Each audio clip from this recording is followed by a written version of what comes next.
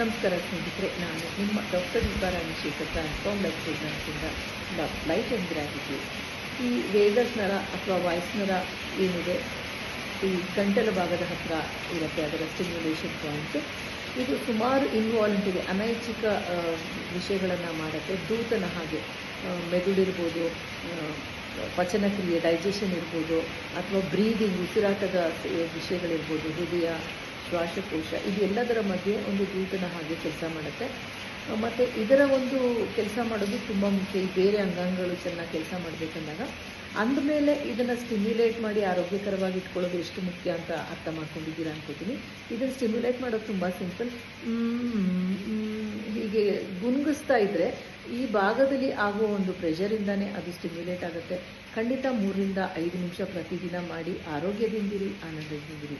Thank you so much for joining me.